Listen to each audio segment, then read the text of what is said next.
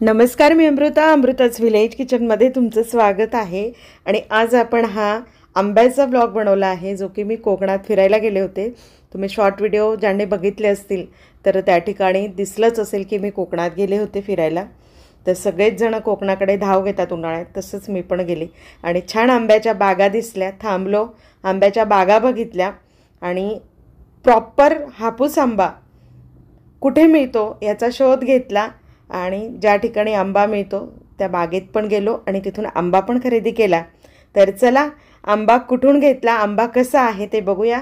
देवगड हापूसच्याच नावाने हे बॉक्सेस असतात, परंतु हा देवगडमध्ये घेतलेला आंबा नाही आहे, तर हा आंबा मालवणजवळ घेतलेला आंबा आहे। तर तो कुठून कसं यायचं, त्यावेळेस घ्यायचा, तर ते सगळं तुम्हाला मी डिटेल सांगते, म्हणून व्हिडिओ शेवटपर्यंत बघा। आता अनबॉक्सिंग आपण करतो आहे।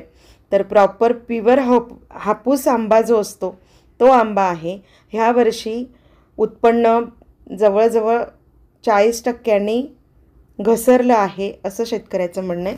आणि अक्षय तृतीया पण जरा लांबणीवर आहे, म्हणून पावसाचं वातावरण आमच्याकडे जवळजवळ तयार होतं आहे, खारे वारे तयार होते, म्हणून आम्ही आंबे लवकर काढतो आहे। आणि हा जो आंबा आहे हा विदेशात जातो मुंबईवरून, हा लोकलला मिळत नाही। लोकलला जो आंबा मिळतो तो कसा असतो तेही तुम्हाला मी पुढे सांगते, त्याचेही अनुभव मला आलेत। आणि हा आहे प्रॉपर प्युअर हापूस।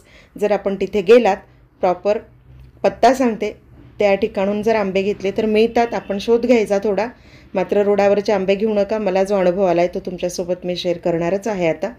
तर ह्या ठिकाणी आंब्यांची शॉर्टिंग करत असताना वरती लवकर पिकणाऱ्या आंब्याचा लेअर ठेवतात ते, नंतर सेकंडला कमी वेळानंतर पिकणारा जो आंबा असतो तो वरती असतो, उशिरा पिकणारा आंबा तो खाली असतो।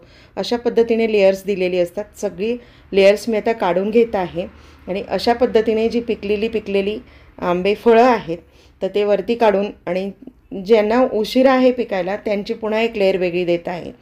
तुम्ही बघताय जवळजवळ मोठाच्या मोठा फळ आहे, 1 किलो 4 बसतात किंवा मग जास्तीत जास्त 5 फळं बसतात, असा मोठा फळ आहे हा। काही आंबे तर 3च बसले, एवढं मोठं फळ आहे। अशा पद्धतीने छान आंबे आणले, एक 5 डझनची पेटी आहे।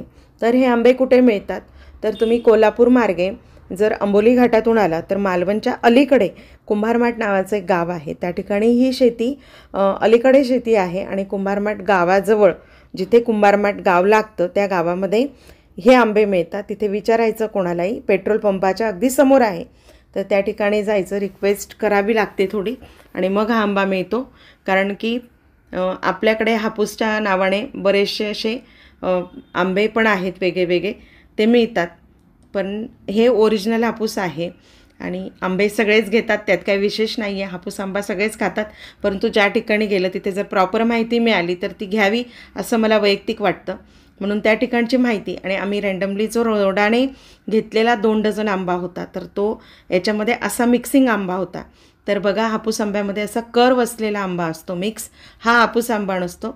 आणि हापूस आंबा जो आहे तो असा गोल गरगरीत असतो हनुवटीसारखा, त्याला कुठेही कर्व नसतो, आणि याच्यामध्ये असे मिक्सिंग आंबे दिलेले असतात। आम्ही जी बाग पाहिली ती प्युअर हापूसची बाग पाहिली, ज्या शेतकऱ्याचे आंबे फक्त विदेशात जातात, ते लोकलला विकत नाहीत। आणि हे बघा, 2 डझन आंब्यांमध्ये 7 ते 8 आंबे असे निघाले, आणि काही आंबे तर प्रचंड खराब निघाले, अक्षरशः आळ्या निघाल्यात। शॉर्ट व्हिडिओ मी टाकलेला आहे, त्यात तुम्ही बघालच। असा थोडा डागाळलेला जरी आंबा असला तरी तो घेऊ नका, आणि असा वाक असेल तर तो आंबा जरा बघून घ्या, हापूससारखाच आहे, गोडच लागतो। आणि ही माहिती कोणी दिली, तर आम्ही ज्या ठिकाणी थांबलो होतो तर त्या ठिकाणी बाजूला एक छान असं टुमदार घर होतं काका काकूंचं, तर त्या काका काकूंना आम्ही भेटलो। हे बघा, तुम्ही बघताय तिथे सगळ्या त्यांच्या घरापुरत्या लावलेले झाडं, आणि त्यांनी लेकरांना आंबे तोडायला दिलीत। ही जी आंबे मी घेतली होती त्यातले हे आंबे तुम्हाला मी दाखवते आहे। तर अशा पद्धतीने हे मिक्स आंबे आहेत, मुलांनी तर खाल्लेच नाही, आणि काही आंब्यांमध्ये अशा आळ्या निघाल्या। मुद्दामून तुम्हाला दाखवण्यासाठीचा हा व्हिडिओ आहे की फसवणूक आपली कशी होते, तर अशी तुमचीही फसवणूक होऊ नये याच्यासाठी हा व्हिडिओ आहे। जर तुम्ही कोकणात भटकंतीला गेलात तर ह्या ठिकाणून आंबे घ्या, आणि नाहीच तिथे मिळाले तर जपून बघून जरा अशा पद्धतीने गोल गरगरीत आंबा दिसला तर तो घ्या। व्हिडिओ आवडला असेल तर जास्तीत जास्त लाईक करा आणि सबस्क्राईब करा, जास्तीत जास्त शेअर करा। थँक्यू।